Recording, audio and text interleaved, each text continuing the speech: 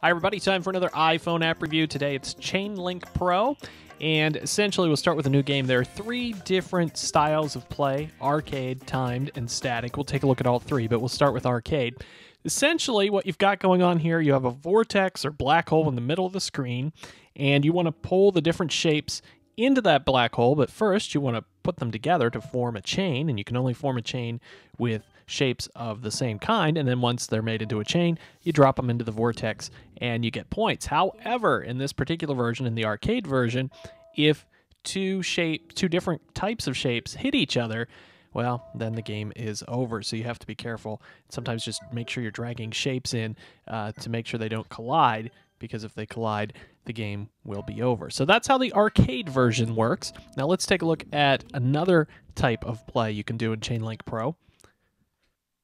With the timed version of the game, the nice thing about this version is that you're trying to get to a score up in the top left corner, in this case 8,500, but the nice thing is that if the pieces hit each other, the game isn't over, you merely lose points. And frankly, I kind of wish that's how it worked with the regular arcade version of the game as well, because the game can end fairly abruptly. So of the three, this is my favorite, the timed, and again, you want to reach a goal, in this case 8,500 points, and you do that just by making the chains. The more of the shapes you can get together, link together, and pick up the bonuses as well, obviously the more points you're going to get. And in this timed version, once you reach the number of points, 8,500 within the time, obviously then you get a new goal to try to make in a new set amount of time. So that's a look at the timed version of the game.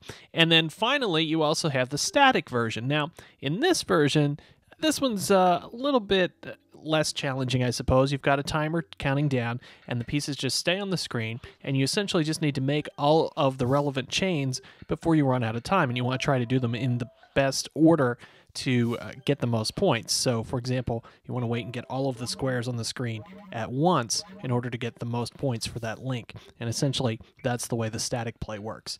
I think it's a fun game. One of the problems is that with the size of the screen on the iPhone or iPod Touch, as you're moving the pieces around, it can be hard to see other parts of the screen. So when you're playing the arcade or timed versions, sometimes you might miss some pieces that are behind your finger already on the screen. Nonetheless, though, a fun game, a clever use of the touch technology, and a clever game. It's Chainlink Pro for the iPhone and iPod Touch. For the Digital Lifestyle.tv, I'm Ryan Ritchie.